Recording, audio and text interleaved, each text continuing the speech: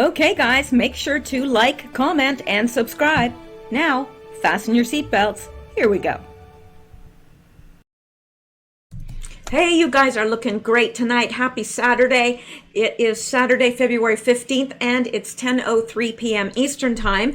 And what we're going to do tonight is we're going to be going over some of the latest news items, Q-related news. Then, hopefully, if my voice holds out, I'm going to do a coronavirus update as well. Now, I've got some people to thank, but I'm going to do that at the end of the video, and we're going to just jump right in here. So, hope everyone is doing well, and we might as well just start at the beginning because it's a very good place to start. Whoops. All right, now, these are some things that I've collected over the last few days. So, some of them may not be as hot and fresh as others, but they're all important. So let's take a look here. Now, we haven't heard from Mad Maxine in a while. Maxine Waters, California should have more say in primary because of big money raised at Beverly Hills parties. That's what she thinks. I know, I don't quite know what to say either, but There she is. This is hilarious. For years now, Democrats have been claiming they want big money out of politics, yet Maxine Waters just claimed on national television that California should have more sway in the Democrat primary process because all of the big cash generated for Democrats at fancy parties in Beverly Hills. You couldn't make this up. Well, you could, but truth is stranger than fiction, especially these days. So, the Washington Free Beacon reports Maxine Waters, California should have more say over primary process because of its rich donors and fancy parties. Representative Maxine Waters said that California should have more influence over the Democratic primary process because the state has so many wealthy donors. We have candidates who fly out to Los Angeles from everywhere to raise money, Waters said Thursday on CNBC. You would have 2, 3, 4 at a time in Beverly Hills having dinners, and some of our contributors who are very rich were holding fancy parties trying to accommodate the requests for donations and contributions. The thinking is that if we are supplying tremendous dollars to candidates, we ought to have more say, she added. Yeah, that's what she thinks. Democrat Representative Maxine Waters complains that Iowa and New Hampshire are the first caucus and primary. She says she thinks California should have more say in Dem primary because of all the money rich people in Beverly Hills give Dems during fancy parties and big money fundraisers. Yeah, she is every bit as crazy as she's always been. But I know I hate to do this to you guys, but let's listen here for the fun of it. And whether you have your own money or whether you're collecting it from thousands or millions of people in small amounts, that's the way the democracy works. By raising that support either way. All right, so you're not necessarily casting any aspersions on how he's going about this. And then one final thing, and it's just about the fiasco that Iowa has been the last couple of weeks and the primary process from here on out. California has moved up its primary. It's going to assert more weight going forward. Iowa obviously will assert less. So how do you think that's going to affect who becomes the nominee in your party this time around and in the future? Well, I think my state is extremely important, and that is why we moved up our primary. As you know, we have candidates who fly out to Los Angeles from everywhere to raise money. As a matter of fact, it had gotten so that you would have 2, 3, 4 at a time in Beverly Hills having dinners, and some of our contributors who are very rich were holding, fancy parties, trying to accommodate the requests for donations and contributions. And so, the conclusion, the thinking is that if we are supplying tremendous dollars to candidates, we ought to have more say. And of course, beyond that, a lot of people have come to the conclusion that it should not simply be Iowa and New Hampshire, that certainly they're not reflective of the makeup of this country. And so California has a role to play. We're going to. Yeah. Can you imagine if the people that have the most money get more of a say? Can you imagine what kind of a mess the country would be in? Yeah, I can. I really hope somebody runs against her. She needs to get out. All right, well, let's go back now and let's go to the next thing. This is very, very sad. Now, this is not, actually, this is very old, so I'm not going to even cover that. I didn't realize it was that old. I knew it wasn't new, but that's really old. All right, now let's look at this. If you're a man in Alabama, you're going to want to have to pay attention to this, really, because somebody wants to make it a requirement to get snip, snip, snip, snip. Proposed bill would require men in Alabama to get vasectomy. Yeah, I'm not making this up. You can't make this stuff up, really. Yeah, so this was posted yesterday. No, the day before, actually. Sorry. Montgomery, Alabama, a proposed bill in the Alabama legislature would require all men in the state to get a vasectomy within 1 month of their 50th birthday or the birth of their third biological child, whichever comes first. The bill was proposed by Representative Rolanda Hollis Thursday. The proposal also states the procedure will be done at the man's own expense. The bill is currently in committee at this time. If it is passed, the bill would go into effect the third month since its approval. Now, can you imagine? They're wanting, it to be law that once you turn 50, snip, snip, snip, snip. But it's going to be a law, but you're going to have to do it at your own expense or after the birth of your third biological child. So what happens if you were married, you had three children, and you're in a new marriage, you want a new child? No, I guess it's a no-go. Not if you're in Alabama anyway, and you're a male. So it doesn't say, I guess women can have as many children as they want, but men, no. Snip, snip, snip for you after your 50th birthday. So I hate to be the one to break it to you, but I haven't heard this discussed anywhere, like anywhere. So I don't know, but if you're in Alabama and you have heard about this law, then please, or this proposed bill rather, it's not law yet, let me know in the comments below, because I would love to know. I don't know how certainly this will never be passed into law. I can't imagine. Well, I guess we'll find out. All right, let's go back now. No, really, let's. Okay, and let's look at this. This by the Gateway Pundit, and this is today's, so it's hot and fresh, hot and fresh. Huge. Author Lee Smith, we knew the Clinton campaign was giving information to FBI. It now appears FBI was giving information to Clinton campaign as well. On Friday, the FBI director, Andrew McCabe, was exonerated. He wasn't actually exonerated. He was only exonerated of the charges stemming from the Mueller investigation, but not the Durham investigation. So, yeah, he's not out of the woods yet by any stretch. Anyway, on Friday, the FBI Deputy Director Andrew McCabe was exonerated after admitting to leaking classified information to the press and lying about it under oath several times. On Friday, we also learned the conduct at the Obama FBI under James Comey, Lisa Page, and Peter Strzok, Andrew McCabe and others was much worse than we thought. How could it possibly be worse than we thought? Apparently it is. Last night, author Lee Smith joined Jason Chaffetz on the Ingram Angle on Friday night to discuss the latest developments in the Spygate scandal. The more we learn, the more corruption is revealed at the top levels of the Obama intelligence community.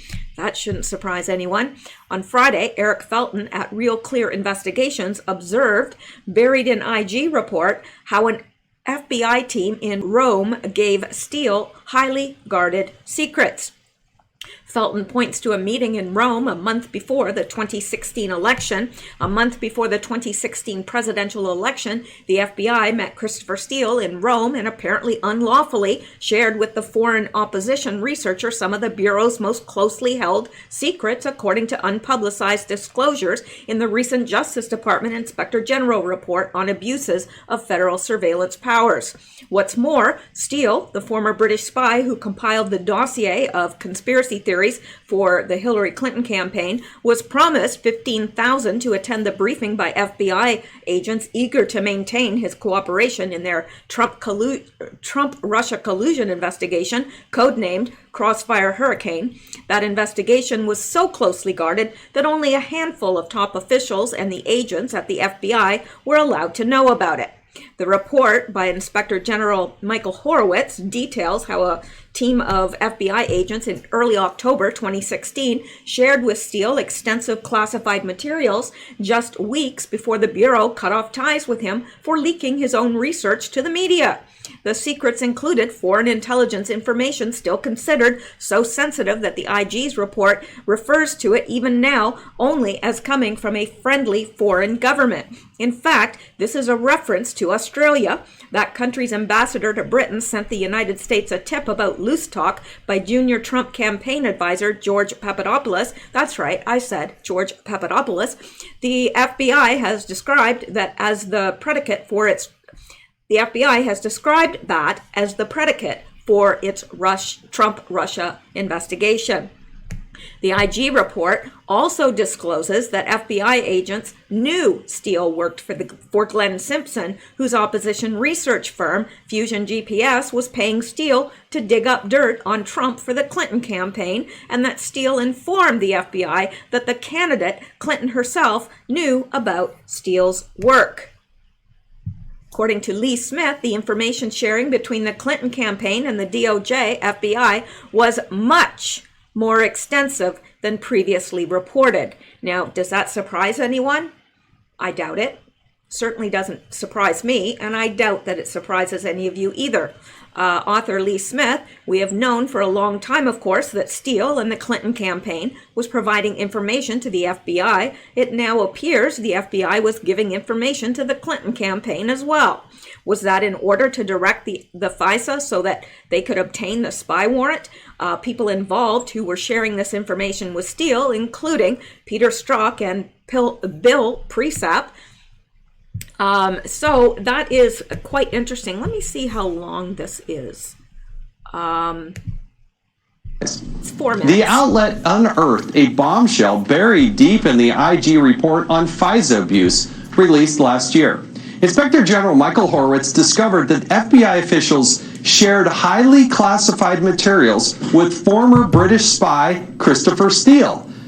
As if that wasn't bad enough, the agents knew Steele was doing opposition research against Trump and were told that Hillary Clinton herself knew about it. Here now is Lee Smith, investigative journalist and author of The Plot Against the President. So why in the world would they be taking classified information and sharing that with Steele? Right. First of all, I want to say it's a terrific piece by a colleague, Eric Felton. It's a very important piece. It gets to a lot of important issues. One of the main problem that comes out is that they're sharing classified information with Steele. One of the other things that's illuminated in the story is that after Steele gets this information from the FBI team, he goes and meets with Glenn Simpson, a Clinton operative. In effect, Christopher Steele is the liaison now between the FBI and the Clinton campaign. So that's another very significant takeaway from this story. So it's in the Inspector General's report. It highlights this. We don't know whether or not Durham is looking at this, but money is flowing. Taxpayer money. It's coming out of taxpayers' wallets. It's going to this operative to do opposition research. $15,000. $15,000. Right. That's right. To go attend this meeting. It then goes. Glenn Simpson's involved. He's part of Team Clinton and what the DNC research is doing. And then it gets even worse because that is then the information that they use for this FISA warrant. Exactly. That's the question that needs to be answered right here. We need to find out exactly why that information was being provided to Christopher Steele. We've known for a long time, of course, that Steele and the Clinton campaign was providing information to the FBI. It now appears the FBI was giving information to the Clinton campaign as well. Was that in order to direct the FISA so that they could obtain the spy warrant? This is so disgusting. I want you to listen to Mr. McCabe's own words about what he thinks part of the problem was. The biggest mistake, I think, is the process that was in place essentially left so much responsibility on the lowest level of FBI agents and supervisors involved in the process, that once those mistakes are baked in, they become very, very hard for the many, many layers of oversight to uncover. I'm telling you, I just want to come out of my seat on that one. That is exactly the opposite of what actually happened. Exactly. Department of Justice, Maine Justice, brought this up at the highest levels. That was the problem. They didn't give it to some line prosecutors who are used to doing this, say out of New York or Dallas or some other case, but they brought it in to huggle it and have it real close to themselves. That was part of the problem. Right. It's a very manly response here from former acting director McCabe to throw his underlings, his subordinates under the bus. But no, of course, this went up to extremely high levels, and we know from the IG report, people who were involved, people who apparently signed off on sharing this information with Steele, include Peter Strzok and Bill Priestap. So this goes up extremely high.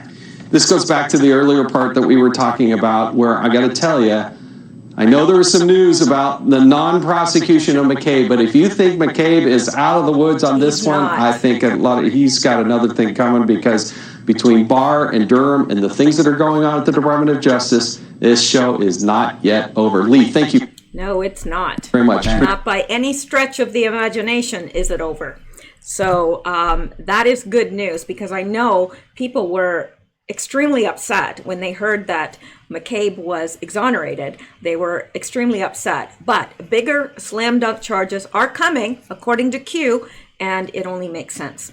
So let's go back and see what else we can get into. There is plenty. All right, let's look at this. And this is from yesterday, so it's warm. It's not maybe hot and fresh, but it's still warm. Finally, President Trump moves to gain control of the White House personnel system and his administration. Now, this according to Red State.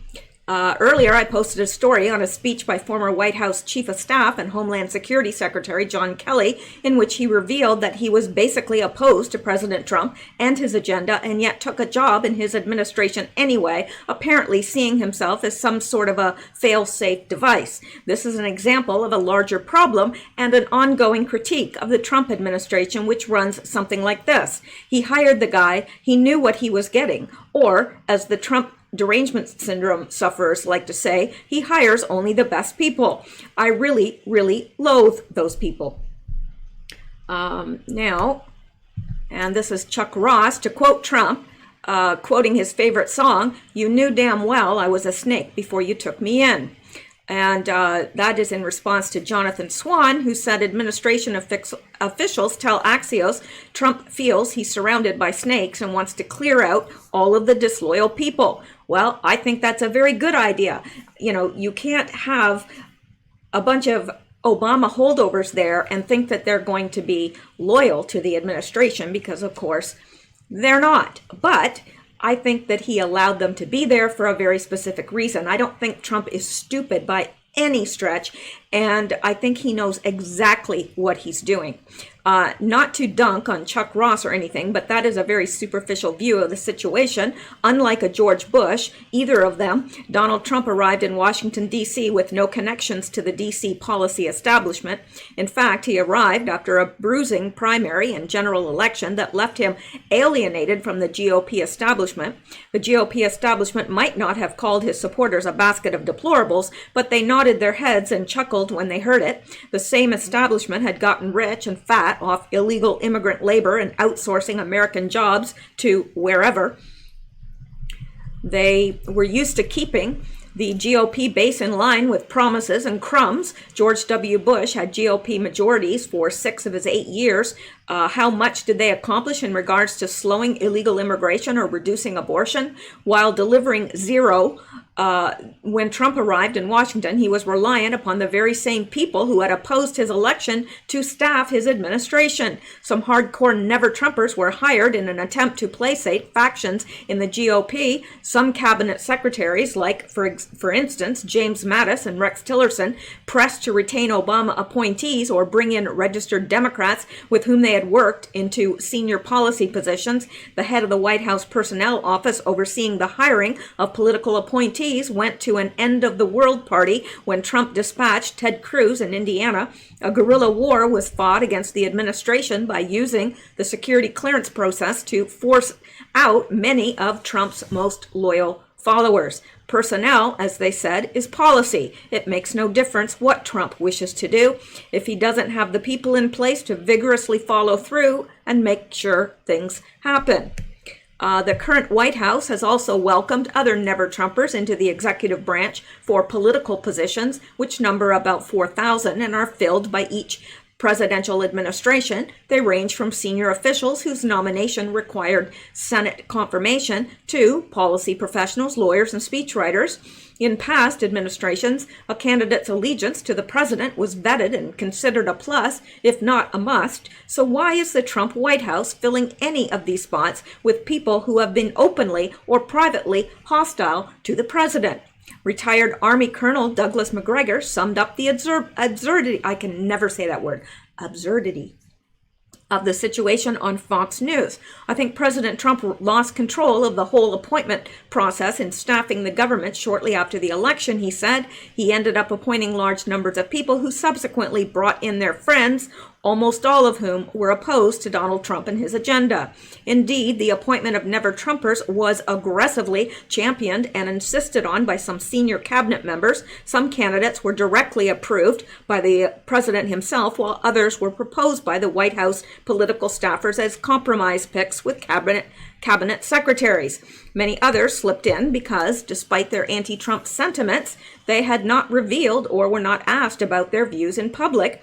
Some of the appointees appear to have been downright disastrous. Although many never-Trumpers hired early in the president's term have departed, others have been elevated or reshuffled as new never-Trumpers continue to enter the administration's ranks. Earlier, I referred to this story. Let me see here. I think I'm going to skip down to here. This, by the way, is not unique to Trump. Historically, party outsiders have failed or been co-opted by the system because, just like Trump, they arrived with a popular mandate, but because they are outsiders and threatening outsiders at that, the formal and informal levers of power are often out of their reach because they can't pull enough of their supporters in mid-level policy positions. When results don't materialize, the former is turfed out by the voters and we all go back to the way it was. The inability of President Trump to gain positive control over the selection of personnel who would carry out his policies has, just as much as the Russia hoax, helped to rob him of 3 years of progress. Well, I disagree actually with this to some extent because, yes, there have been problems with Obama holdovers and never-Trumpers in the White House. We all know that. But to say that it's robbed him of 3 years of progress, are you kidding me?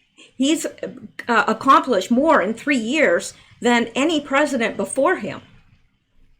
I don't know how they can even say that he hasn't. The problem of organizational loyalty is not a new one. In the Royal Navy of the Napoleonic Wars era, the prime threat facing that service was mutiny. Most of the sailors were not happy with their lot. There was no end in sight to the war. Pay was irregular. Discipline was harsh. Life was hard. Once a mutiny took off, it tended to spread like wildfire. See the Spithead and Nore mutinies that involved dozens of warships. To act as a deterrent to potential mutineers, there was a detachment of Marines, but one of the most inspired strategies employed was to allow a captain assuming command to bring followers with him. A captain of the ship of the line could bring upwards of 40 officers and petty officers with him. This provided the captain with a cadre of loyalists who not only knew how he operated, but who would act in his interests. If the impeachment process has impressed one fact upon President Trump, it seems to be that he now clearly understands the importance of vetted, loyal staff in key positions. Now that I can agree with. In May, the head of the White House Personnel Office left. A Trump loyalist, John McEntee, was forced out by John Kelly, who has been given the job of filling positions in the administration with pro-Trump people.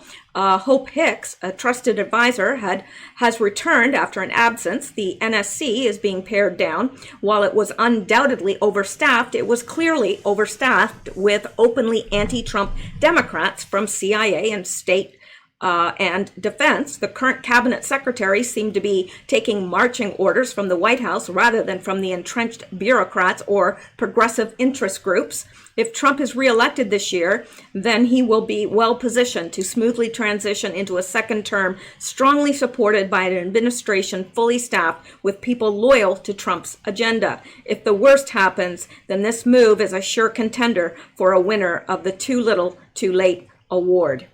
Well, I don't necessarily agree with all of that, but it does make some very good points. And I do think that President Trump is moving to gain control of the White House. I think that these people, though, and I think that this is what this article is overlooking, that this has all been strategic. It's like, 4D chess. And Trump is always 2, 3, 4, 5 steps ahead. And he knew who these people were. And I think that he's allowed some of them to just hang themselves. So it's all played a purpose. None of it is for naught. That's what I believe. So, but I do believe that his next term is going to be much, much smoother. Do I think the Democrats are going to give up? No, I don't think the Democrats will ever give up. But if they win back the House, that's going to go a long way. If they win back the House and keep the Senate, then they're in good shape. All right, let's go back now, because we can. And why shouldn't we? All right, let's look at this. Now, Representative Rolanda Hollis arrested on misdemeanor domestic battery charge. Now, this is from September of 2019, but it's interesting. State Rep Rolanda Hollis of Birmingham was now. This is the same person that's trying to get this law passed about men having to have vasectomies when they turn 50. She was arrested on a misdemeanor domestic battery charge in Destin, Florida on September 22nd, 2019 for allegedly pushing her husband. Hollis denied doing it. Well, of course, but any woman that would demand that men have a vasectomy when they turn 50, and out of their own pocket, pay for it out of their own pocket, then I would say that is an abusive personality, and obviously it doesn't surprise me at all that she would be pushing her husband around. I wonder if she'll make him get a vasectomy, or maybe she already has. Well, that's probably good, because I don't think we want more of her running around. State Representative Rolanda Hollis of Birmingham was arrested on a misdemeanor charge of domestic battery in Destin, Florida on Sunday night. An arrest report from the Okaloosa County Sheriff's Office said Hollis pushed her husband, Aaron Jefferson. The report says a witness saw the incident, alleged to have happened about 11 p.m. at the inn on Destin Harbor. The report says Hollis denied any involvement in the incident. Well, there you go. In an email to AL.com, Hollis said that she has done nothing wrong. The arrest was a huge misunderstanding. She was in the process of working it out with her attorney and would have more to say later. Hollis, 52, was elected to represent Alabama House District 58 in a special election in 2017. After Representative Oliver Robinson retired, voters elected Hollis to a full term last year. Well, there you go. They wanted her. They got her. Just cross your legs, men. Cross your legs. She's coming after, she's coming after the family jewels. That's what she's doing. I'm warning you guys. Run. Hide. If you see her coming with a pair of scissors, you better make yourself scarce. All right, let's go back now. And let's look at this. Nothing surprising here.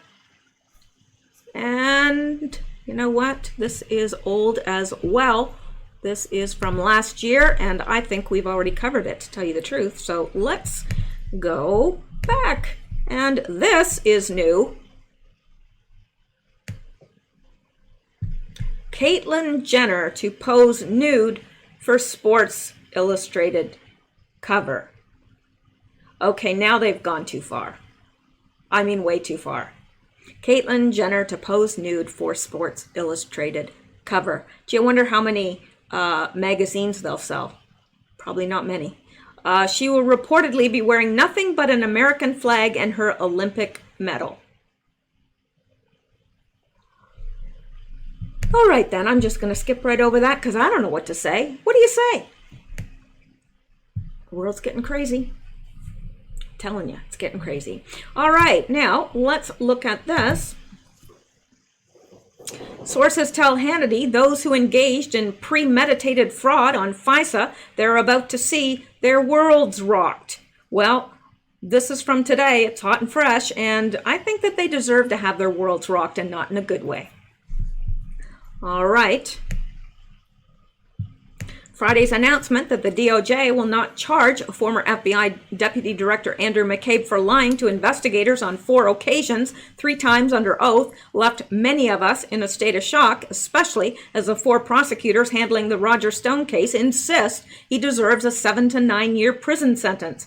When one compares the FBI and the Mueller team's harsh treatment of General Flynn, George Papadopoulos, and others to the passes given to the likes of McCabe, Hillary Clinton, and James Comey, it becomes clear that America operates under a 2-tiered system of justice. It's hard to conclude otherwise. Republicans were provoked further after McCabe appeared on CNN and said, "As glad as I am that the DOJ decided to do the right thing today, it is an absolute disgrace that they took 2 years and put my family through this experience for 2 years before they finally drew the obvious conclusion." What about what they put Trump through and his family through for more than 2 years? What about what they've put Flynn through? What about what they've put Roger Stone through, who has lost his house now and is completely broke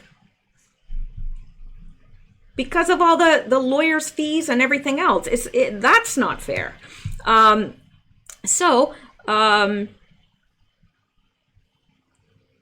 Okay. Conservative cable hosts and their guests on Friday night found McCabe's exoneration inexplicable, and it left many wondering if those who plotted against candidate and then President Donald Trump will ever see justice. I'm thinking they will. Sean Hannity offered some hope to those of us who have lowered our expectations. Excuse me. His sources are telling him it's real. Those that did the premeditated fraud on FISA, they're about to see their worlds rocked. Investigative journalist Sarah Carter, a guest on the panel, chimed in to say, "That's what I'm hearing too." Excerpts from Sean Hannity's remarks: "Apparently, if you're a Trump-hating bureaucrat, you can perjure yourself or lie to the FBI with 0 consequences. Or can you? If Comey or Hillary Clinton or Quid Pro Joe or any other prominent Democrat or deep state official seems inaudible, seems something, it's about to change, I think. But breaking tonight, this could all be changing very soon. We are now beginning to see something very large unfold. McCabe dismissal. It's a declination to prosecute on one specific issue. I'm reading the tea leaves, and my sources are confirming that the Attorney General, Bill Barr, is now focused on something much bigger, much deeper, that could have far deeper, far-ranging ramifications. Serious ramifications. They're the best kind of ramifications, the serious kind. Because as we speak, the Durham Barr criminal probe is underway. I've been told by my sources it has gone deep, it has gone wide, it has gone far, and that the evidence they are accumulating is overwhelming and incontrovertible. According to reports, this investigation is scrutinizing the actions of Brennan, puts up photos of Comey, McCabe, Rosenstein, Yates, and Dana Buente, the former acting assistant attorney general for the National Security Division of the DOJ. And where was I? Hang on for a moment. I'm trying to calm that cough before it starts. Durham has spent weeks in Durham has spent weeks in Italy and Great Britain. That would indicate to me the outsourcing of and intelligence gathering and spying on Americans to circumvent American law is in play. I am told that this evidence that we already have is about premeditated fraud on a FISA court. Nobody else in the media got that story right. We got it right on this program. The evidence is proven. It's a slam dunk. Barr has already confirmed that the FISA applications were fraudulent and that spying happened. I believe tonight that the Durham Barr probe will lead a devastating blow to the deep state. I am cautiously optimistic that real justice will be done and the decks are being cleared. Looks like a 5-alarm fire over at the Justice Department, and we should know in short order. Well, you know, meaning a few months.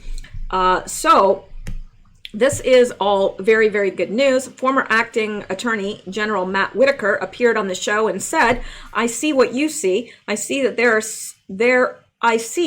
when some of this was happening, I take a little more of the belief that Bill Barr is going to bring people to justice. And I think that those that did this, those that intentionally lied to the FISA court using the dossier as the sole basis for obtaining what the court say were warrants that would not have been issued but for the fact of these made-up facts, I think we will see people brought to justice, and I think Bill Barr and John Durham are working on that as we speak, and I think that we should have a lot of faith in them. Hannity then described Hillary's actions and asked Whitaker if he would have been exonerated had he done the same thing. Whitaker replied, that is de facto obstruction. If you had done something wrong, like say hidden documents that are classified on a homebrew server. He reminded Hannity that following Comey's exoneration of Hillary, he had written an op-ed in USA Today. I said, I'm a reasonable prosecutor. I wouldn't have let her off the hook. I think this is a case that needed to be brought. It is easy to forget that John Durham is even conducting an investigation. He and his team are professionals. Unlike the Mueller team or Adam Schiff's impeachment panel, they don't leak. So when it feels as if no process is being made, we know that Durham has expanded his investigation twice and that it shifted into a criminal probe in October, shortly after he and Barr returned from 2 trips to Rome and London. We also learned in December that Durham had requested all of former CIA Director John Brennan's communications from his time there. That leak more likely came from the CIA than from Durham's investigations. And last week, the New York Times published an article which told us what we'd already learned in December. My colleague, Nick Arama, posted on this story here. The Times reported Trump administration officials investigating the government's response to Russia's election interference in 2016 appear to be hunting for a basis to accuse Obama-era intelligence officials of hiding evidence or manipulating analysis about Moscow's covert operation, according to people familiar with aspects of the inquiry. Mr. Durham appeared to be pursuing a theory that the CIA, under its former director, John O'Brennan, had a preconceived notion about Russia or was trying to get to a particular result and was nefariously trying to keep other agencies from seeing the full picture lest they interfere with the goal, the people said. And isn't that exactly what happened? Of course it is. We can be sure that whatever new information was included in this article has been gleaned from leaks of the resistance and has been deliberately spun to promote their narrative. As frustrating as it is, we just have to wait a few more months longer for some answers. As Whitaker says, have a little faith in Bill Barr and John Durham. Well, I think that we do have at least a little bit of faith in them. I do. I think that they are doing exactly what they've been tasked with, and I think that they are doing so successfully, and I think that they will bring they will be successful in the charges that they bring. I really do. They're not going to bring charges unless it is a slam dunk. So let's go back now and move on. And let's look at this. Here is another one. Rudy Giuliani lays bare Joe Biden's, not Hunter's, crimes in Ukraine. Well, let's take a look at this.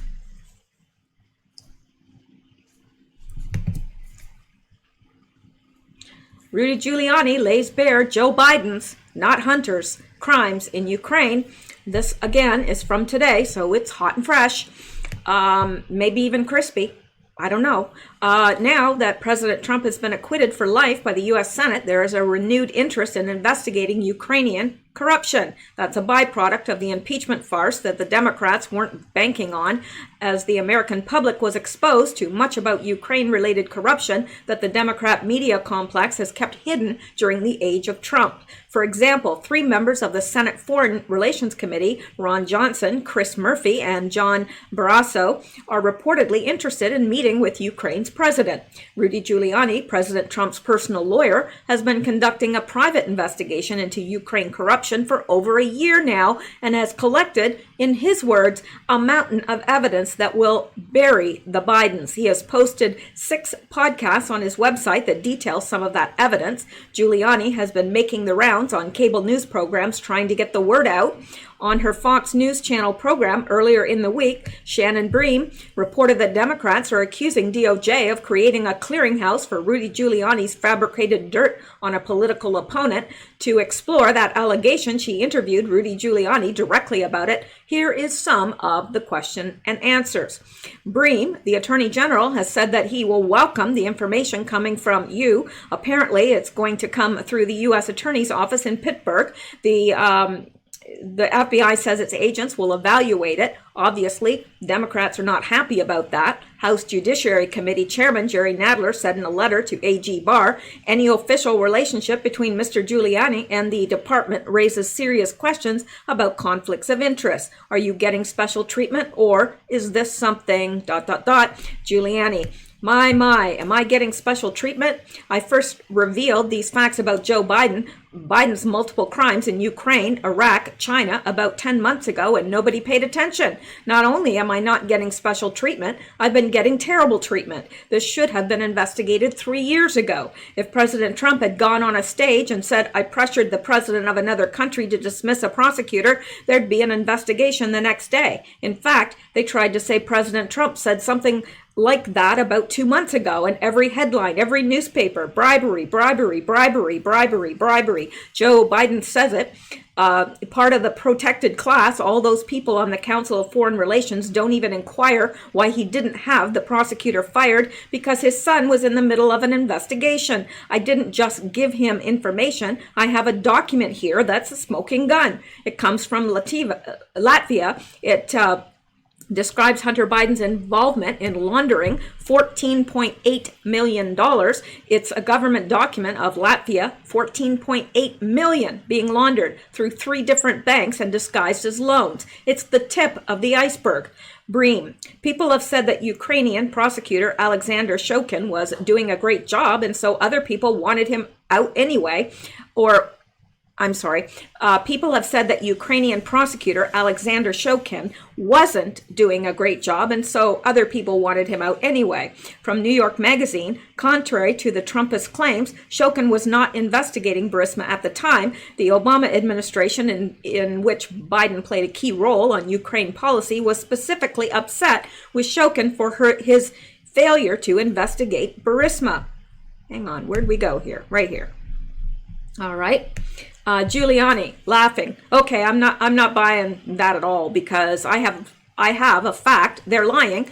On February 2nd, 2016, the investigator Shokin, who wasn't investigating per the New York Magazine article, raided the offices of Burisma and put them under arrest. On February 18th, he received notification from Latvian government that Hunter Biden was under investigation for substantial money laundering activities. He had issued numerous subpoenas. I have all the records of the prosecutor's office. The Democrats can lie all they want. It is a matter of record that Biden's son was under investigation, and it will shock you even more. Joe Biden was under investigation.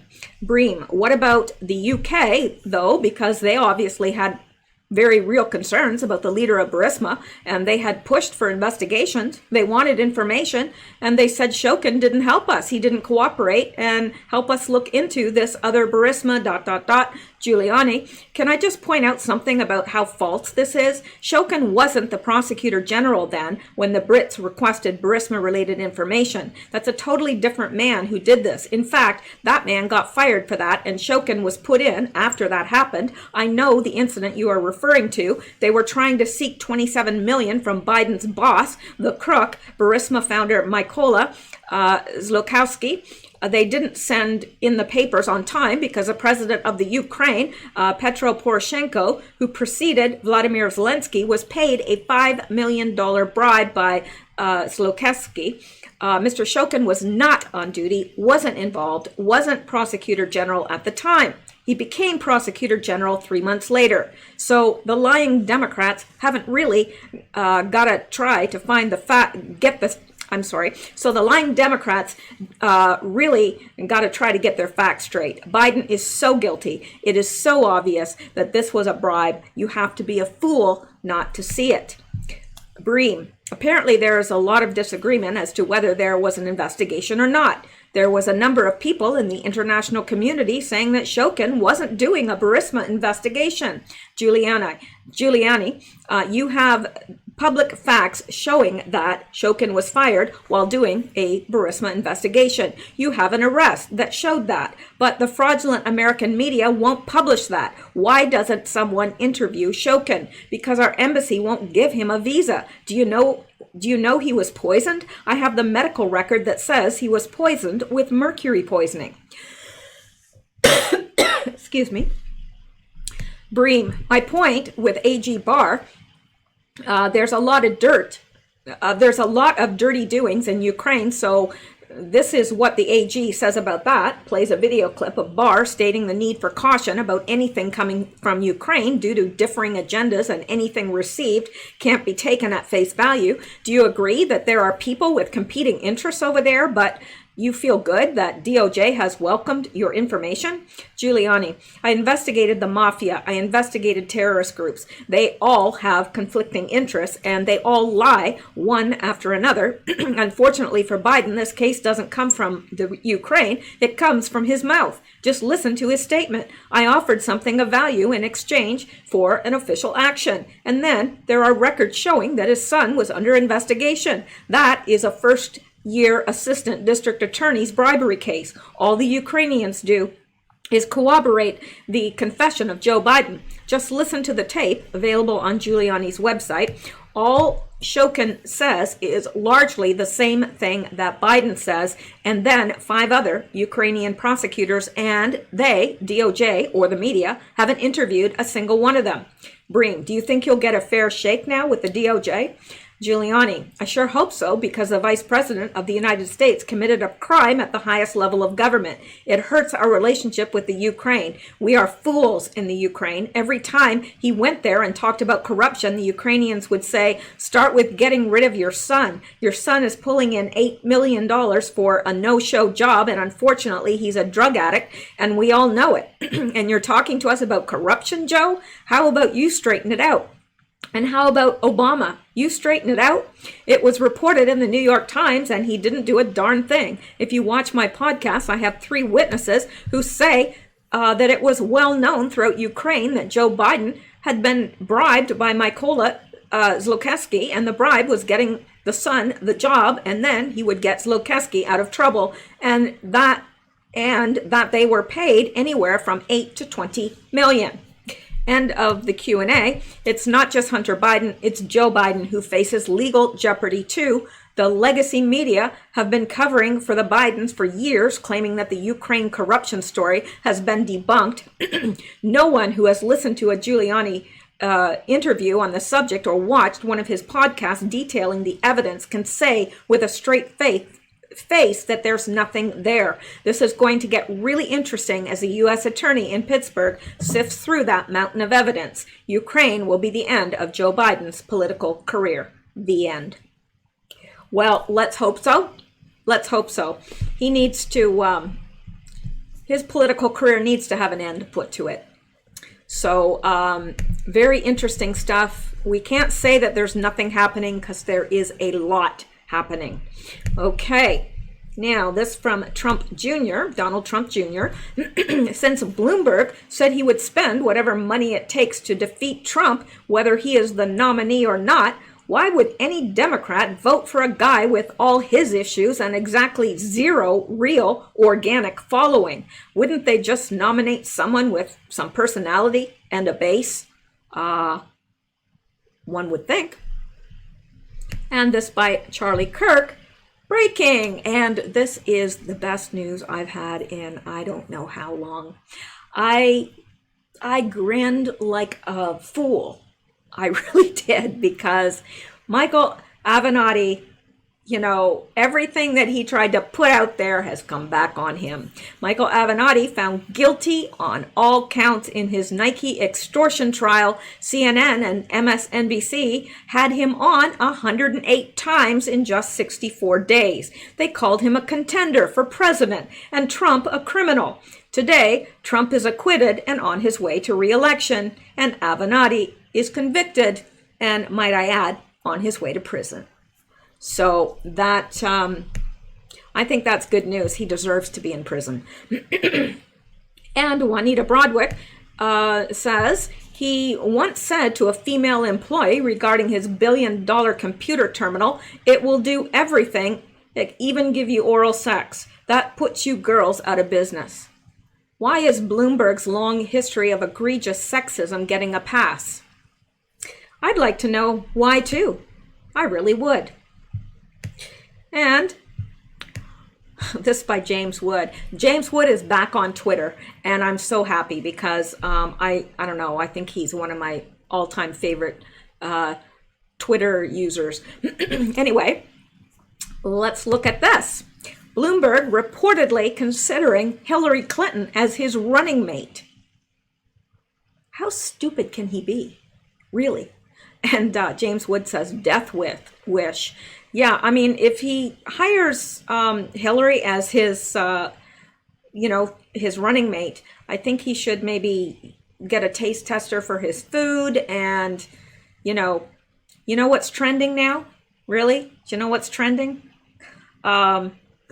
Mike Bloomberg didn't kill himself. It's trending. And you know why? Because he's considering Hillary Clinton as his running mate. And, well, we all know what will happen to him if he does. I mean, really, do you think that if she was that close to the presidency, something she can just taste? I mean, she wants it with every fiber of her being. And do you think if she was that close that she would let the life of one person stand in her way of being president? I don't. And Juanita Broadwick, OMG, Bloomberg didn't kill himself is starting to trend. And it really is. All right. Well, that is it for the news portion. I am going to be back with another video. My voice seems to be holding up, and if I take a few minutes to rest it before I record again, I think I will be okay. So let's go at this point, and I want to thank, hang on here. That's getting a little annoying. Thank my contributors, and I really appreciate people that contribute via Coffee, Patreon, PayPal, however. And, there's people that can't afford to donate, and, they may be financially strapped themselves or on a fixed income or disability. And you know what? That is all right, because there's people that contribute in ways of just encouragement and prayer and in the comments. So everyone is always welcome here regardless. And there's never any pressure. But thank you to Nellie Stirs, Kate, Anon, Grandma Patriot, I love that name, Grandma Patriot, Vicky from Pennsylvania, Brickley 77, Liz in Missouri, Marcy Petty, and Christiane McGowan. Thank you guys so much. These are all people that have donated via Coffee over the last several days. And Patreon picked up a few new subscribers. Gretchen, Candace Wynn, D. Crow, and Jennifer actually increased her pledge. So thank you guys so much. And in snail mail, Solange Sior, and thank you. I did get everything that you sent, and I will have to, call you or whatever to get the instructions on how to use it. But I appreciate it so very much, and I am gung-ho to try it to see if it makes a difference in my health. So thank you so much, Solange. And I think you included your email, so I'll send you an email. Probably won't be today, but send you an email soon regarding that. Thank you. And that is it. I'm going to sign off for now. Boy, I'm all off kilter here. I don't know how that happened. I'm just off kilter tonight. So anyway, that's it for tonight. You guys stay safe, stay well, stay blessed, and keep seeking the truth, because deception will bite you in your hinder parts. Good night.